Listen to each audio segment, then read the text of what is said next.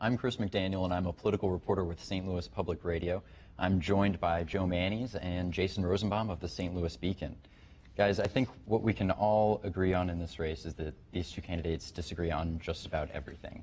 In fact, they basically disagree on what they are. McCaskill says she's a moderate. Akin says she's just a rubber stamp for Obama. McCaskill says Akin's extreme, but Akin says his values are more in line with Missourians.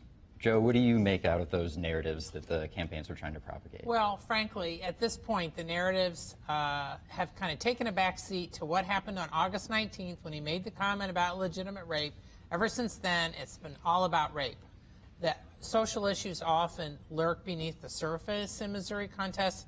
In this one, it is front and center.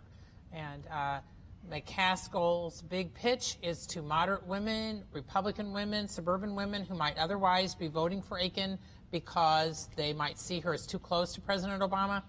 But she's hoping to peel them off by saying he's too extreme, and you don't want somebody who's going to be outlawing abortion. Now, Akin is not denying that he's conservative on abortion. Right. He's not denying any of this. But his point is that there's other issues out there. But he's gotten some help because he does campaign a lot with fellow religious conservatives, has targeted a lot of churches. He's very strong with the homeschoolers. He's very strong with evangelicals. And Billy Graham had a full-page ad in the Post-Dispatch this weekend, which didn't mention Akin, but it was kind of an oblique reference to it. And, of course, on the other side, Larry Flint, the publisher of Hustler, has a half-page ad offering $1 million. Who would have thought Larry Flint would get involved in the Missouri Senate And race? I'm sure that McCaskill would just have seen that he stayed out. I'm sure about that. Do you think that Akin going almost exclusively or going too heavy against, religious conservatives is going to end up hurting him? Well, in Missouri, that's not necessarily the case because Todd Akin often has underpolled a bit, in part because his followers will come out rain or shine, snow, sleet. In fact, that's how he won his first election. It rained, and his supporters were more fervent than a lot of his primary opponents in 2000. Correct. So I think you can't undersay how much that Todd Akin's supporters are fervently for Todd Akin. But the difference is, in those cases where they came out and pushed him to victory, he always had at least two opponents, two better-known opponents often.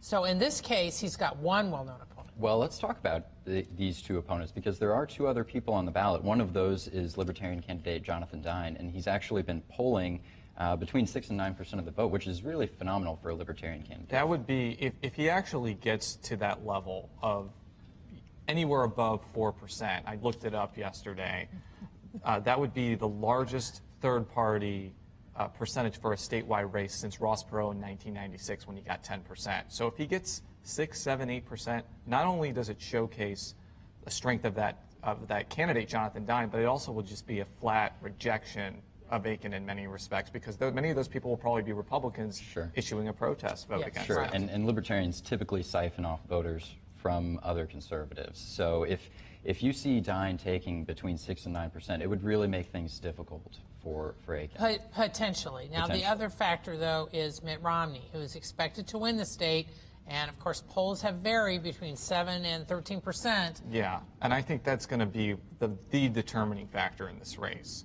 If Mitt Romney ends up just blowing out Barack Obama in the state by that 12, 13, 14% margin, then I think that the amount of people that McCaskill will need to switch sides or split tickets in other words, Romney McCaskill will just be more and more depending on how large the margin goes. Now, if it's below that margin, it's like 50%, 51% that Romney gets, then you could have enough people splitting either to McCaskill or issuing a protest vote to Dine or just not voting at all in that race to where she might be able to pull that off. Well, and what she mentions is that in 1984, Ronald Reagan carried the state by 20 points, and Harriet Woods, who is a well-known progressive, still won for lieutenant governor.